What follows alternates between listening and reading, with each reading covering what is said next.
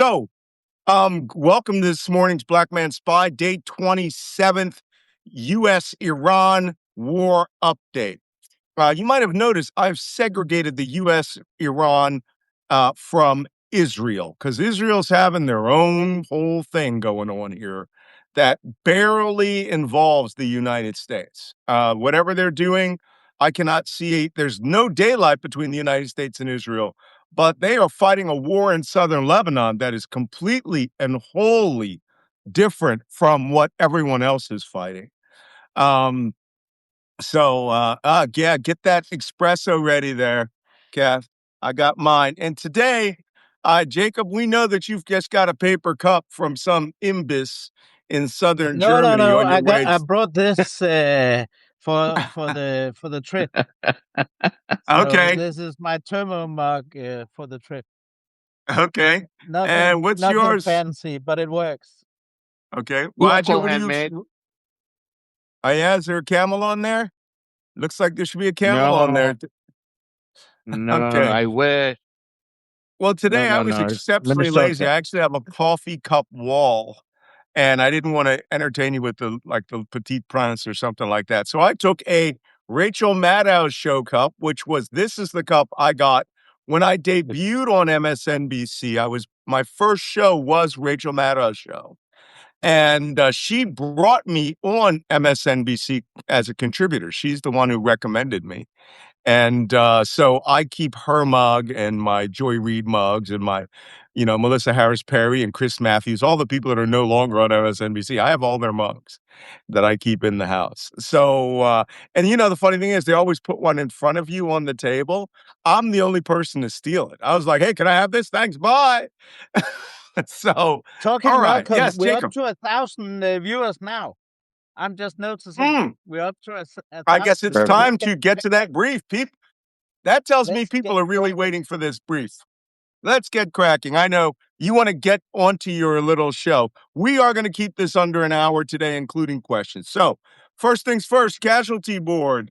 I am using Al Jazeera's casualty numbers now because they are the most comprehensive that I've found. Today, looking at Iran, there has been a dramatic increase in Iranian casualties.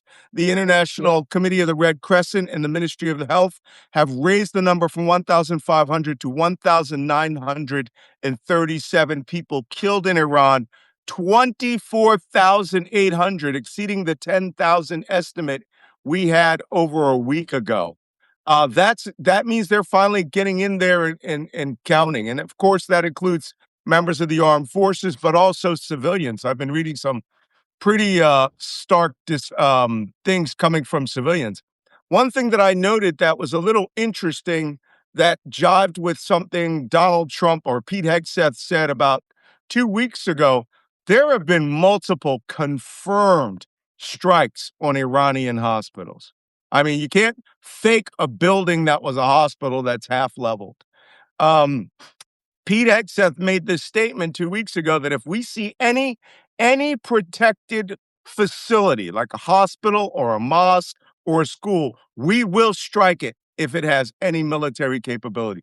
So the United States has adopted Israel's tactic of attacking hospitals. There was also an interesting discussion in Al Jazeera. They were interviewing people around the city of Isfahan, and that hospital there, their main hospital, got leveled. And they said the person on the street there who was against the regime is furious at the United States now in a place where they thought one time they liked us. Moving on. Yes. But Malcolm, just on this point, it's also important to distinguish because this is a country that's being attacked by someone else. Some of the other actions that we see around the world, when it's counter-terror, sometimes it's harder to distinguish. Yes, of course. But this is a war that's happening, and you're attacking one country, and then when you hit a hospital. Yeah, exactly. It's insane. When the United States hits a hospital, it means we want to hit a hospital. All of our strikes occur within 3 feet. We don't miss unless, you've made a mistake in the numbers, like the girls' school in down in Bandar Abbas. They were off by 350 minutes. One number keystroke. Yes, Wajeeh. Unless they are depending 100% on AI intelligence and not reviewing any of the AI decision making. That's exactly how they made the same exact hit on the schoolgirl in Iran last week, based on older intelligence that the AI brought up, and they picked it up and made the decision, and without reviewing the AI recommendations on who to hit. Yeah. So I would not be surprised to see more mistakes like that going to happen. Look, I am a big fan of anti-AI. If you can't do it with people, don't effing do it. And if none of you have ever seen Why You Have Humans in the Loop, go watch the movie Hidden Figures about the three black women in the Apollo program. And John Shepard said he would not launch until the black woman they called a calculator would actually redo the numbers because he saw her do the numbers of his exact landing spot in her head on a chalkboard. And before he launched, he goes, until they said the IBM says you're going to land here. And he was like, what does she say? And they had to have her check an IBM supercomputer. So always put a person in the loop. Let's move on. United States, I have it at 14 killed because a person did die on operations, not in combat. 13 in combat, 14 total for the United States. That injured number is 375. They didn't upgrade that number there on the U.S. military. The Gulf states, you can see the numbers are varied. Saudi Arabia, 2 killed thus far in the whole war. Oman, 3. United Arab Emirates, 11, including the 2 that were killed yesterday. They said missile debris fell on Dubai, but it was missile debris. It was probably the warhead, and it exploded. And it killed 2 people, injured several. Qatar, 16 injured. Bahrain, 3 killed, dozens injured. Kuwait, 6 killed, dozens injured. Iraq, just like we said yesterday, 96 killed. Al Jazeera did a deep dive video they went out to Hebaniya, and it was pretty clear that the United States specifically targeted that hospital. It had red crescent symbol on the top. And they attacked the base because they said it was Hashid Shabi, the Iraqi militias that are pro-Iranian. They carried out 2 separate strikes on the base. And the Iraqi soldiers, are pretty angry that 7 of their colleagues were killed, dozens were wounded. And there's video out now of guys getting wounded in the attack by them being strafed by the A-10s. That's a pretty intense video. The guy got wounded in his hand, but you could see him running, and then you hear the bullets hitting around him, and he falls, and his friends going, I'm hit, I'm hit. These are all Iraqi soldiers in Iraqi army uniforms. They were not Hashid Shabi.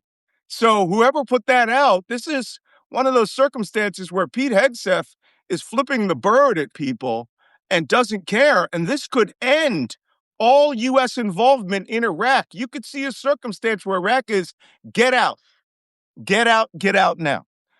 Okay, Jordan, And there were let's 20. also, Yeah, please. Malcolm, let's also remember that's one of the Iranian goals. So Yes. Pete Hegseth is actually falling into this trap of getting enemies everywhere and not helping anyone. You So know, it makes the job easier for the Iranians. yeah. If It you want was to back know if you want to know what's going on Hebaniya base, send somebody over. Go on base. Right? They're the back major in general of that base complaining about this. Yes, Wajeeh. back in 2008, 2009. The CIA or the Pentagon came up with an equation: for every innocent person we kill with a drone or with a strike, we generate 1.5 uh, Human terrorists. terrorists. Yeah, Yes. it's That crazy. equation might change here, and Iran might have a different ratio, I think, where I think a lot of people are more likely to pick up the fight because of Mhm. their homeland. We're idiots. Okay, making our own mistakes. Let's move on. Syria, 4 killed. Jordan, 28 injured. Palestine. When they say Palestine, they mean in Judea and Samaria. A ballistic missile component fell and killed 4 people on the West Bank. Israel, 19 killed, 5,492 wounded. That is a dramatically high figure, but that's provided by the Mogen David. Israel has been getting waves of bombs every day. Not one day has Israel not been bombarded. Finally, Lebanon, the tally is 1,116 killed, 3,229 injured from Israel's invasion of Lebanon. That has nothing to do with the U.S.-Iran war. Completely separate war. So serious numbers for serious people. But Malcolm, it seems that the bombings of southern Beirut have subsided because if you Yes. look at the casualty figure, it surpassed 1,000 last Friday. Mhm. So it's only, in quotation mark, been 100 this week. There might be some underreporting, obviously. That's because So, right now the Israelis are concentrating all their fighting between the border and Tyre, the Litani River. exactly. And they have 3 Yeah. axes of attack. We need to do a special on that war. Yeah. That's a separate war. And they said, the Israeli Minister of Defense said, we're keeping that forever. That will now be the new buffer zone. There will never again, we will not allow anyone to move back to it. Yeah. The Hezbollah minister, Fadlallah, his son, said the same thing. He goes, this has been their plan for decades to annex southern Lebanon into Israel. And now it looks like reality. We spoke about that on my Q&A on Wednesday. Talked about these plans for Mhm. Greater Israel and this plan for the buffer zone, exactly. And how is this going to play into the Iranian Hezbollah narrative of occupation and all Right. that? That's going Well, to I play mean, right into that.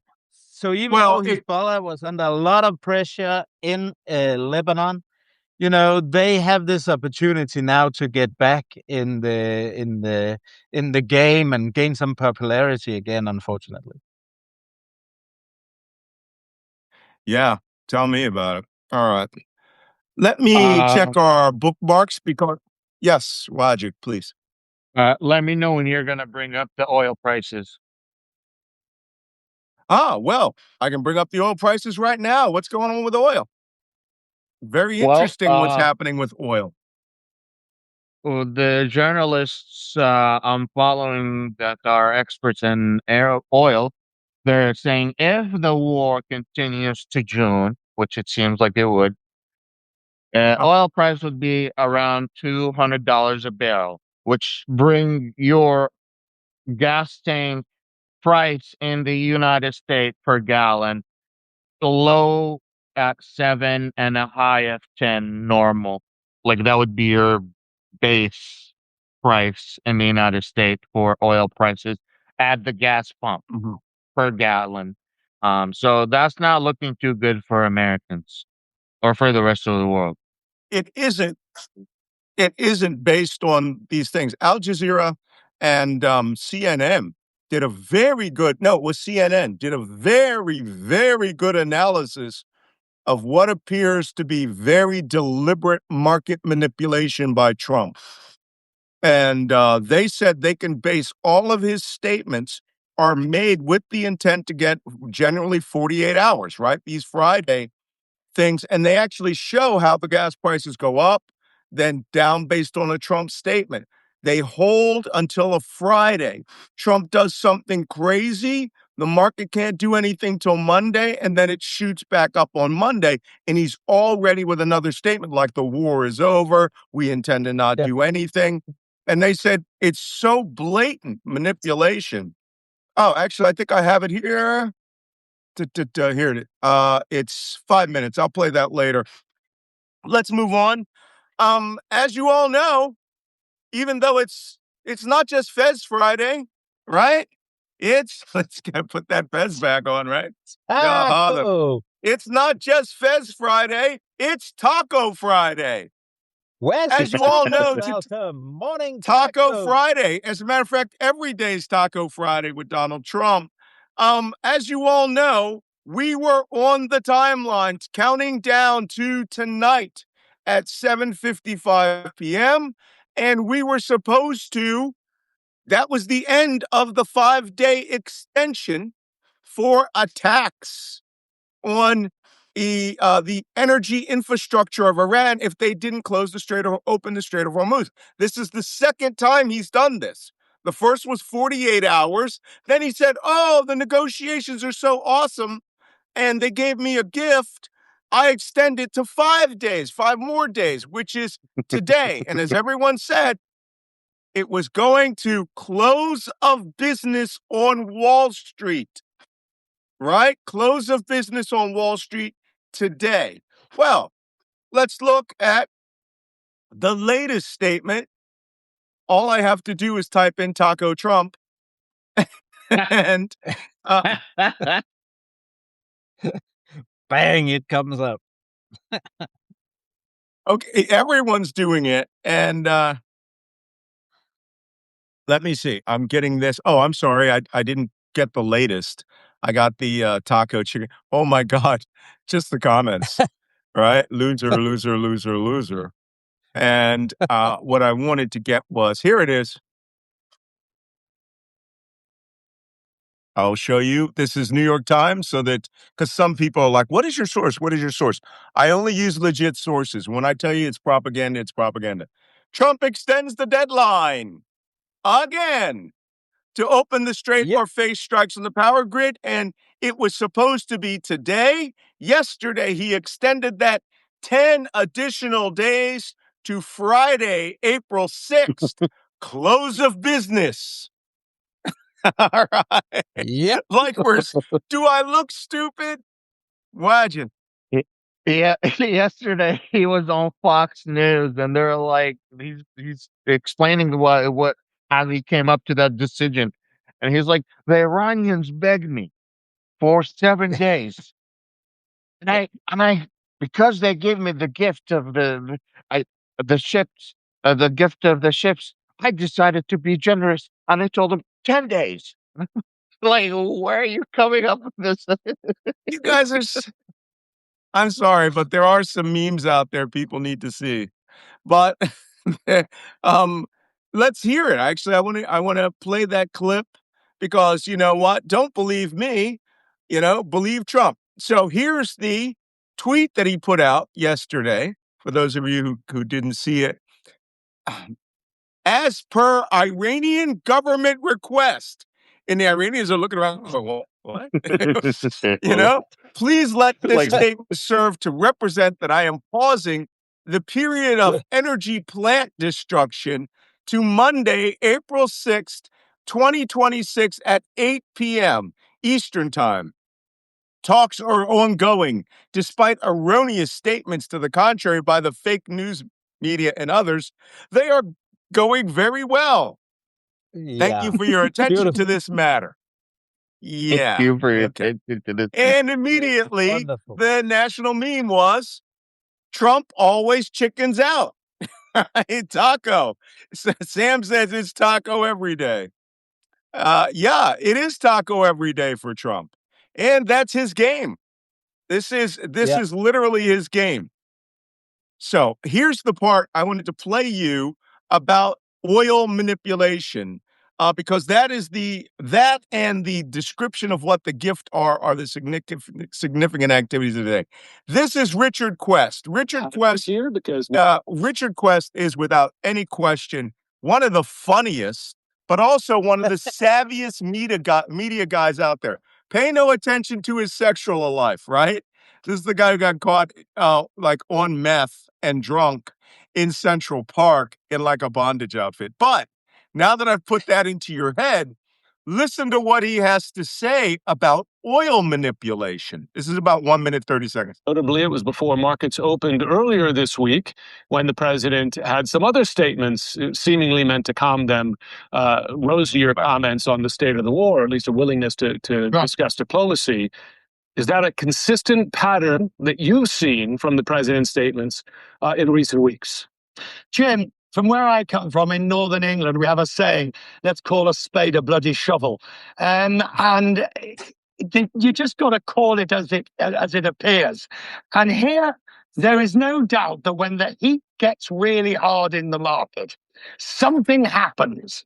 The president says something, he acts, there is a movement that takes the heat out and the market rallies back up again. But nothing fundamentally alters underneath it. And that's the important thing to bear in mind.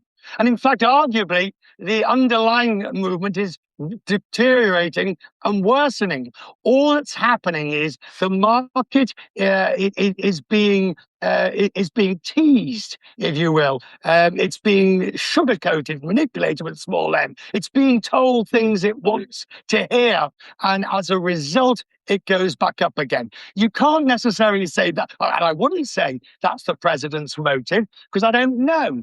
But I can say that the relationship, as you say, between these statements, market movements, reality of what's happening, true change in the economic circumstances, which, as the OECD points out, is deteriorating, that there is a connection. So there you go. CNN just straight up calling it that it's market manipulation. These coincidences are pretty interesting. Interesting article in Al Jazeera, Tehran's toll booth. Does this sound familiar? And they are literally calling it, well, they haven't called it an easy pass yet, but they have identified that it is the only way in and out of the Persian Gulf right now is through the multi-pass, easy pass toll booth at Larak Island. And this is why people are having this discussion of seizing Larak Island. And we've been talking about that for 3 weeks. Yep. It is part of the Iranian negotiation demands that they want to keep that sovereignty over the Strait of Hormuz and treat it as if it was the Suez Canal, meaning any ship that passes through the Strait of Hormuz has to stop by Iran and get frisked, essentially pay the bill and move on. Okay, and it's real. And the only thing they haven't done is printed out the multi-pass that I invented for them. And I'm certain they're going to go, that's a great idea. So next, to give you an idea of the fluidity of this, yesterday, 2 vessels that were bringing oil and natural gas from Al Ruwais, it looks like, the United Arab Emirates, the CSCL Indian Ocean and the CSCL Arctic Ocean. These are 2 ships went in convoy up to the multi-pass toll booth. And apparently they did not pay their multi-pass toll, right? Or they didn't throw yen, renminbi, yuan, Chinese yuan, $2 million of Chinese yuan out off the bridge of the ship. So this is what happened. And turned around. Get your happy ass on back to your anchorage down in Abu Dhabi. But do you notice they do not even attempt to go to the traffic separation scheme? They avoid the traffic separation scheme in the middle of the Strait of Hormuz. This is it. Iran has now quite possibly created a future toll booth for everybody. And that could have big implications. Well, it will have big implications on what's going on out there. Comments? And I tell you, Malcolm, these people don't give a shit about Trump's threats to do all kinds of things to stop this scheme. I mean, they'll let Trump take it by force and take on that war. That's just the reality of how these people think. There are companies out there who will go, $175 a barrel. Here's your $2 million. These ships go from the value of like $100 million per ship up to $350 million if they get outside the Strait of Hormuz.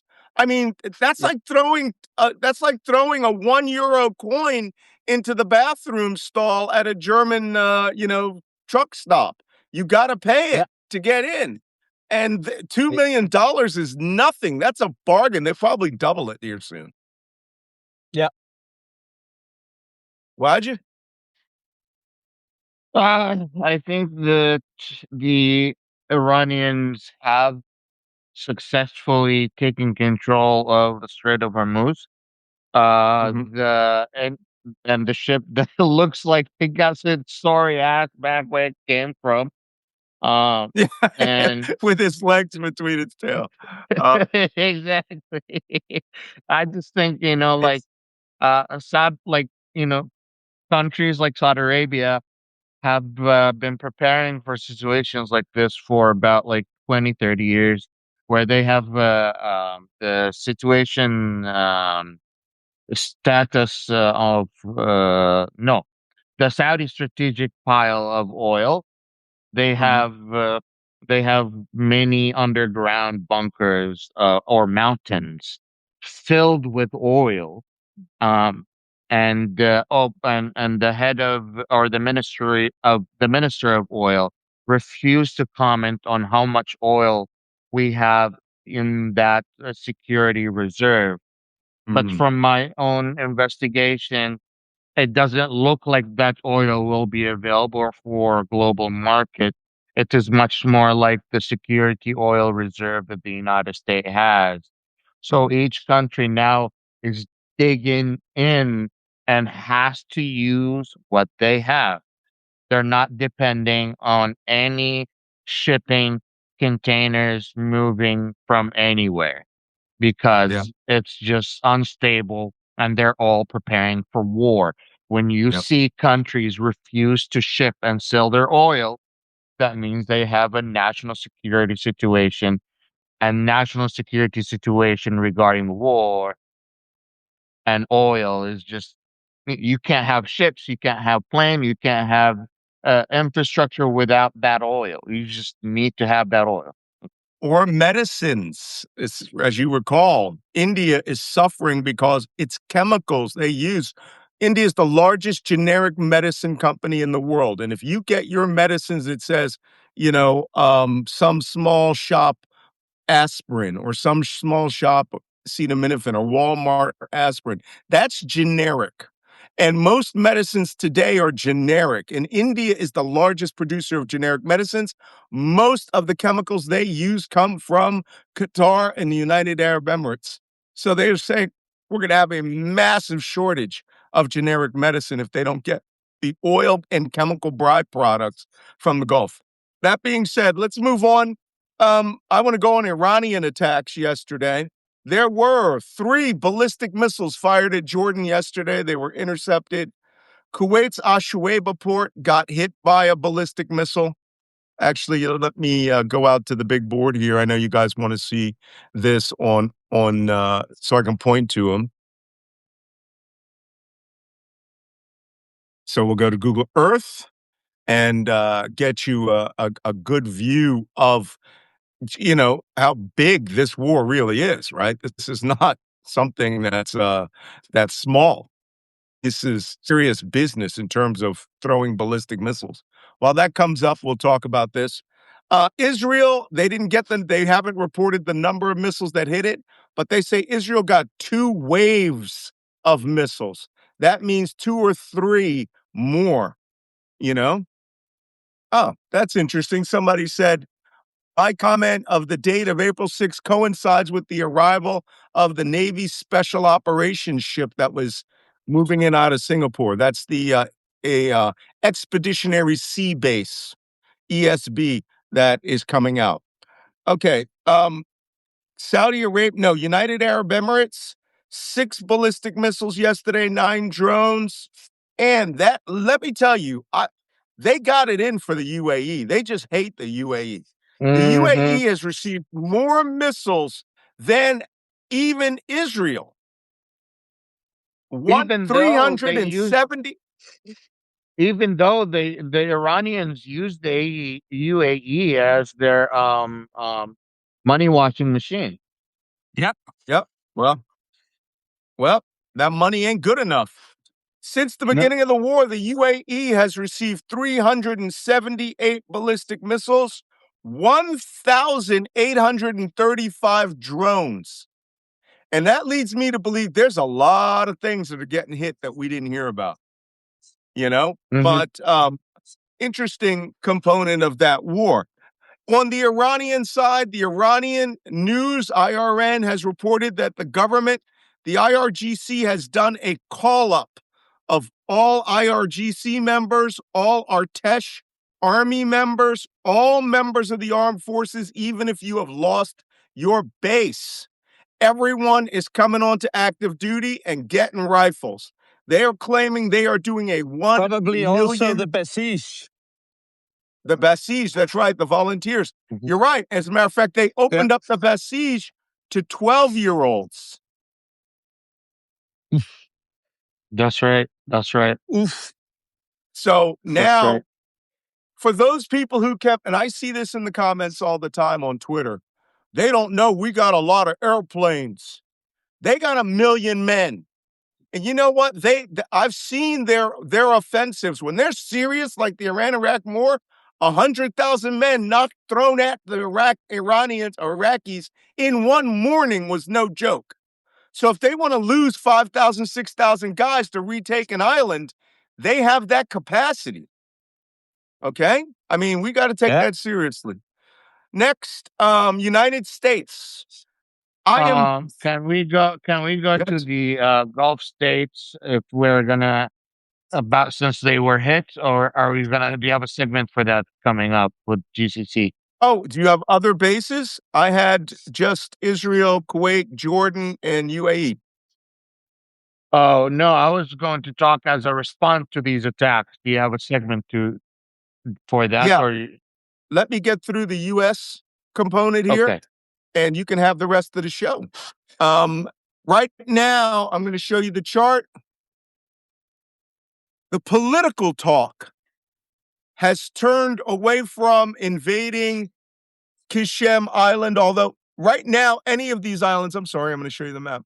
I thought it turned. There it is. Any of these islands that are Iranian are on the map for raids or seizure.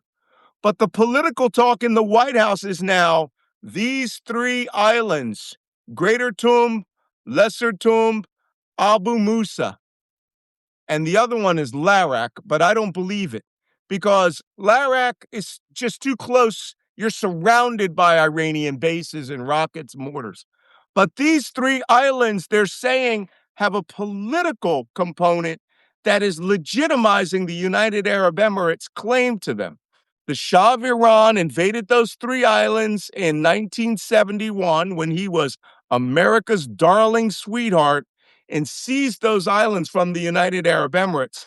Greater Tum and Abu Musa actually had Arab fishing tribes that are there that now live in Ras Al Khaimah, and they want to go back.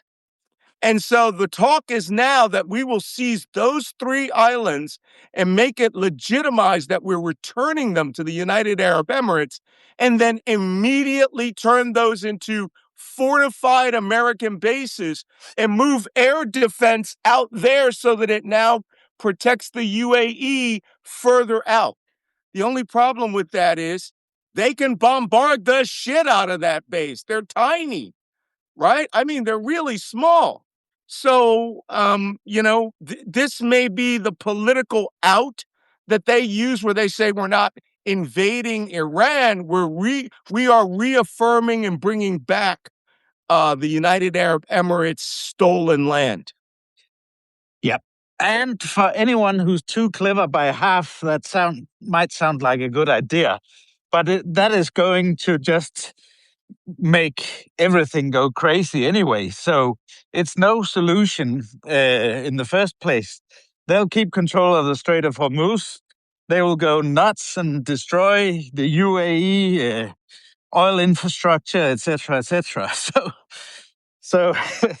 it's really, it's not, Very true. it's not thought through, and all these things that they're now debating and leaking, etc., etc., half measures, they'll all make it all worse. Yep. So it's Okay. really, it's just so dumb. I know. So that being said, I just want to out process, and then Wajeeh, you can give your little chat. This is a cartoon from the far side, cartoon from when I was there, 1987. And it says, you can't see the joke at the bottom. It says, through a gross navigational error, the Love Boat steams into the Strait of Hormuz. 1987, sea mines, high-speed boats with machine guns, ships. Does this look familiar? 1987, people. This has been a very long-seated problem. Again, I was 24 years old when I went into combat in the Strait of Hormuz, in the Persian Gulf, and I'm old now. Okay, Wajeeh, we'll let you go. Then I got a couple of videos, and then we'll go to questions. Yes. Just give a I couple of will minutes. start. I will start with Trump. Trump has publicly mentioned, not publicly, has privately been talking about sending 10,000 more troops to the area. After that, you have Ukraine. Zelensky was in Saudi Arabia yesterday discussing more military deals. And at the same time, Ukraine took out 40% of Russian oil production yesterday. Which is Um, awesome. and it's big deal when it comes to, and especially during this situation, it's kind of very sensitive time. When Russia is very dependent on its national oil as national security. Saudi Arabia has a very strong public difference between its private and public stance at the moment, where publicly it has been calling for slowing down slowing down and calming the situation. And during and in the same time, you have the Guardian and the New York Times are both saying that he is privately asking Trump to annihilate the Iranian capabilities and destroy the Iranian government. UAE is actually having that opinion in public. Yes. Wati, one thing here. These sources that the Guardian and New York Times use are Donald Trump government sources. Often, yeah. They have a clear interest in leaking that and overstating it. So So the source validation on the media there is not I spot think that on. So I think that there are guys in these countries who wouldn't mind coming along with the United States, but the stakes are incredibly high. The United Arab Emirates going to do it. They want those islands back. But the Saudis, now you're talking a massive war, and there's people there. There are people out there advocating that they should do like Desert Storm, a war I was in, where they would combine their forces and try to go to Tehran. I mean, this is crazy talk. Well, Saudi Arabia is, well, this is not coming out of nowhere. Saudi Arabia did say that they are on the verge. Saudi Arabia publicly did say that Iran is coming very close to us being involved. So they have been Good. giving actual public warning publicly from the government. Even if, like, I definitely can see the Trump administration exaggerating and leaking these facts. But that doesn't change that there is a good portion of the MBS circle that actually wants uh, that want that want to see this keep going. Good. If Well, it doesn't, then you have Qatar. Qatar has publicly stated that their future relationship with the United States, is no longer the same. well, this is a good segue into the next thing that I have. Yesterday, Iran put out a map and a chart saying that if Karg Island is invaded or any of our other islands are invaded, without any question, they will immediately attack these locations. And some of it is scary. All right. They are going to attack all of the gas of the desalinization plants on the Western Gulf. And on energy, they will destroy Jebel Ali natural gas transport facility. This one is the scariest one because I completely forgot the Baraka nuclear power plant down in southern UAE was working. When I left, they were just putting in the dome, and I thought, oh, it would take years to put the core in. It's actually operating, the Baraka nuclear power plant. They said they will hit the Baraka nuclear power plant. They also said they will take the Tawila natural gas facility. These are all in the same area near Tawila. Is here south of Dubai, right? Over here, M Station, Mohammed bin Rashid Solar Park, one of the largest solar fields in the world. Jebel Ali there, right? Then down here, Baraka. What Baraka is? Baraka's over here. They've got it in Qatar. It's not Qatar. It's Abu Dhabi. And they ain't talking about having a good time down here, right? They're talking about really damaging these places. And you notice they are overwhelmingly pointing to the United Arab Emirates. But that's what they're going to do to the UAE. They want to end all business in the UAE. I read yesterday a report that the housing market in the UAE, which was explosive, because the Russians and everybody were hiding all their money there, it's completely collapsed. People cannot sell their houses. People don't want to stay there. They can't Airbnb them. It's going to hell, and it's going to be, which is, that image of the UAE as being a secure place to operate is now out the window. It is. The business model is gone. Yeah. Well, we'll see how long it takes to get back. Might be 10, 20 years. Last thing I want to show, and then we're going to go to questions, is the Iranians are world class at trolling us. They are just freaking awesome. And the funny thing is, I'm not the only one saying it now. Everyone is seeing that the quality of their propaganda eclipses anything we put out, right? Yesterday, the only American thing I saw was a picture of Trump, like on a ski boat, being pulled by a ski boat, and is looking super fit and athletic, and Iranian boats blowing up behind him. It's stupid as hell. This is the spokesman of the Iranian Revolutionary Guard, right? My favorite part about this is if you look down, he's got his Rev Guard skateboard. I want one of those. I want one of those. But anyway, here he is. And this is their trolling video that they put out after Trump talked yesterday.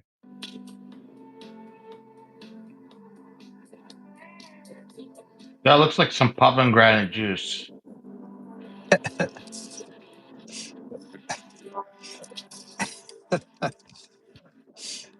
Cold chilling, drinking pomegranate juice, watching ballistic missiles fly while he's fucking shredding on the road. And it's like, we gotta hire this guy.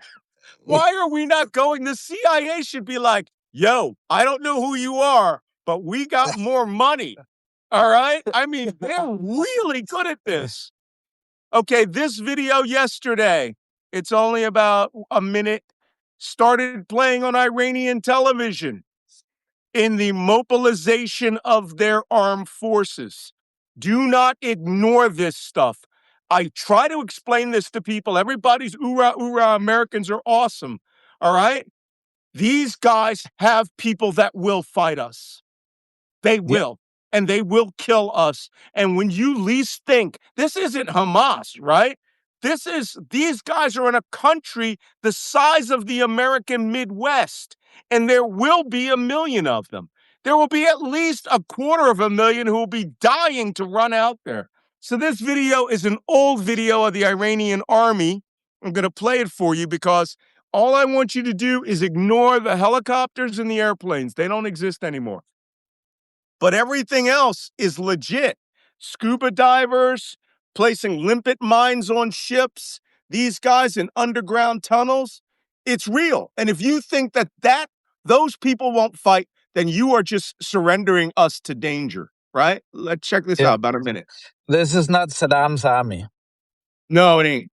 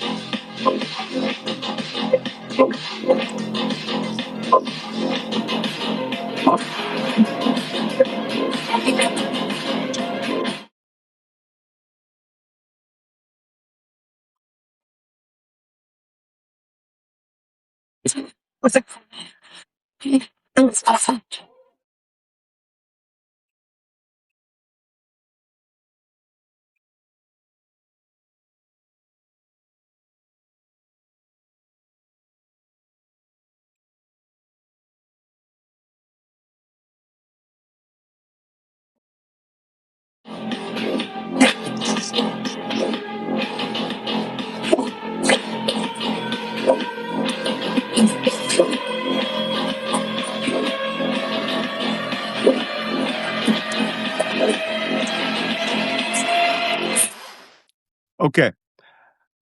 This is what I try to explain to guys, especially when I was in the Navy and I worked with naval special warfare.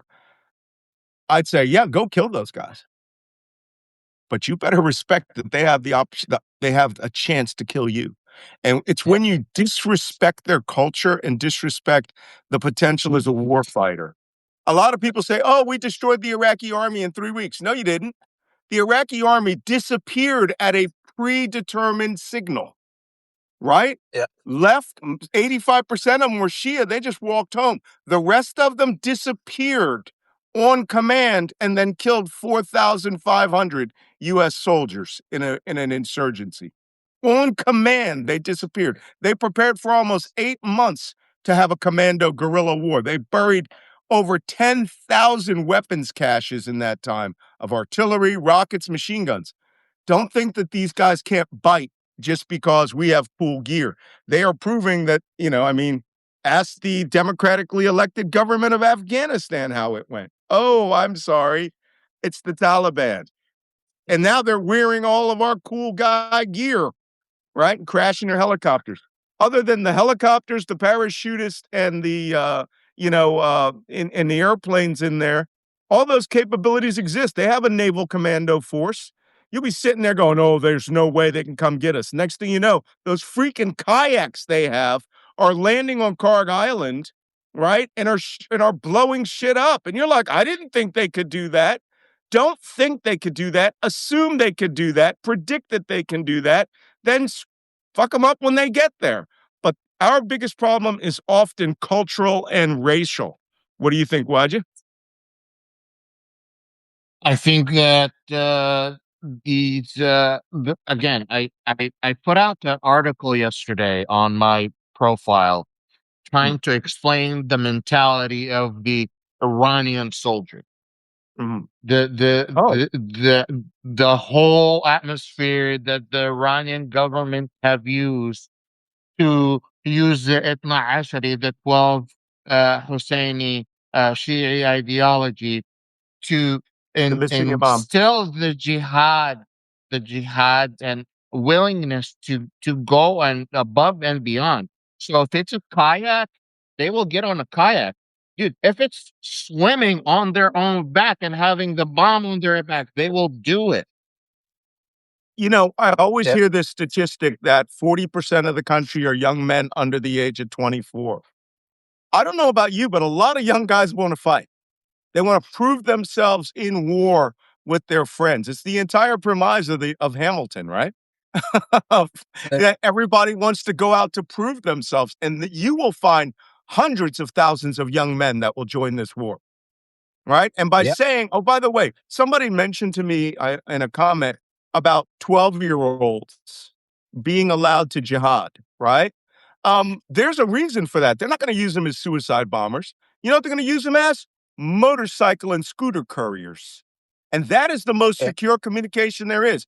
I write a message down, I hand it to the kid with the place he's got to go. You have 50, 100 of these guys. World War I mean, that was Indiana Jones's first job in World War I, right? Motorcycle courier for the Belgian army. You know, and they'll take messages that people like me or NSA, you cannot intercept a piece of paper, right? And those guys will go all over the place. And the next thing you know, you'll be like, we have no idea what their command and control is, but somebody's moving messages. Yeah. Don't ever doubt a No, but 12-year-old, especially you put them in uniform. and Malcolm, when we say all these things and you show the videos, etc., at least it's not about Iran and the IRGC being the world's best army, etc., etc. But it's just Not the at all. constant underestimation of the opponent that we've seen from Trump and Pete Hegseth, etc., etc. And it will only lead U.S. forces into deep, deep trouble because these guys need to be respected because they are dangerous. And it's not some donkey show or anything like that. It's going to be really hard and really challenging, and they'll have so many losses if they underestimate the opponent once again. But that's been the signature for how many 27 days now? Yeah. 27, yeah. Yeah. Okay. 28 in the Middle East. Let's wrap this up on time today. We're going to answer a few questions. First, Daniel Demenberg, actually, no, it's Shane Granger asked this question twice. Jacob, the Iranians are asking for energy payments in renminbi, Chinese money. Is the war attracting the end of the Bretton Woods Agreement? That's the global economic order. It's an attempt to undermine it. How it will end, but it's an attempt to weaken the dollar and to strengthen the Chinese hand because the Iranians also want more Chinese support. So that's why they play it straight into the Iranians. They're not dumb, unfortunately. So everything they can do to undermine the dollar, that's jolly good. Yep. Urban Hermit, who's a good question asker, makes a comment. Malcolm, you were just a child. I made my first mini deployment in 1969. I had to go around Africa as the Suez Canal was still closed. Yes, I'm a baby compared to you. Good God, I was 8 years old in my diapers back then. God, you know what? First off, you telling us you are salty as hell, okay? You're old school. You were in the Navy when my dad was in the Navy. Salty being the Navy version, the Navy meaning of salty means highly experienced, right? The salt dries on you. So, Linda Wade says, do you think the CIA underestimated the amount of jihadists or Iranians created? Jake? No, I don't think the CIA underestimated it, but I think the government doesn't want to listen. I think there's ample proof of that in many respects. I don't think the CIA would have underestimated it. Yeah. Dan Demendenberg says Israel media is saying 700 of the dead in Lebanon are Hezbollah operatives. Do you believe that? Yeah, I believe that. The problem is you got 450, almost 500 civilians. So you're killing almost 1-to-1 civilians to fighters. That I know, there's this Gaza philosophy of whatever it takes. And look, I went to Israel right after the massacres. I have been down in the, I went to all the kibbutzim, Kefir Oz, Kefir, and where all the massacres occurred. Real time, almost real time. And I understand it, but God, you gotta start fighting these things with ethics. Okay, next, Rosen Deerdorf dear Dorif, I lived and worked in Tehran for a couple of years. Are we trying to turn it into Gaza? I don't think so. I think we're hitting the country's so big we couldn't Yeah. turn it into Gaza. We would have to just oops, sorry. We If can't you turn it into Gaza. We don't have if that you capacity. compare the sizes, Gaza, you wouldn't be able to see on a map of Iran. It's smaller than Greater Tehran. So Yep. When I hear Rob? someone say like turn Iran into Gaza, what comes to my mind first is like Israelis hitting without conscious. That's what Yep. comes to my mind. So Well, if that's what you mean by hitting like Gaza, then yeah, I could see Israelis hitting without a conscience. But yeah. are they gonna turn the infrastructure of Iran like the infrastructure of Gaza? I don't see that No. happening. Not happening. And, people just don't understand how massive Iran is. I've sailed from one end of the border from Chabahar all the way up to Bandar Khomeini, which is Khorramshahr, and it takes about 30 hours of a ship steaming at maximum speed.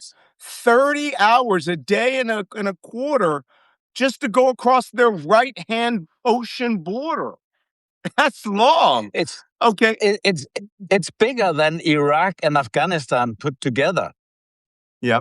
Somebody asked this weekend, by the way, tomorrow is the No Kings rally. I'm speaking at a No Kings rally in upstate New York. Somebody said, do you think that they will attack in order to distract from the No Kings rally? I don't believe that. I think they will attack. If they're going to attack this weekend, I wouldn't be surprised if you see the Karg Island raid happen this weekend because the market's closed. I think if they're going to attack, it's because they're ready to go and because they're going to do it in a phased manner. Karg Island, Abu Musa, Lesser Greater Tum, and then hold. And then I got to tell you, there's 3,000 paratroopers and rangers and stuff. That ain't for the islands.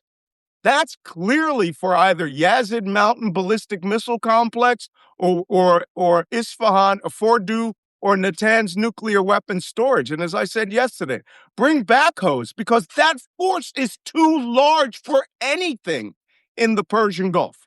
It's just too large. What do you guys think? Interesting. Yeah. Yeah. All right. Don't know what Trump wants to do with an extra 10,000 troops. It says, you guys have not discussed the terrorist money of the regime of Iran and Gaza alone during the rule of Hamas. Regime converted $1.5 trillion from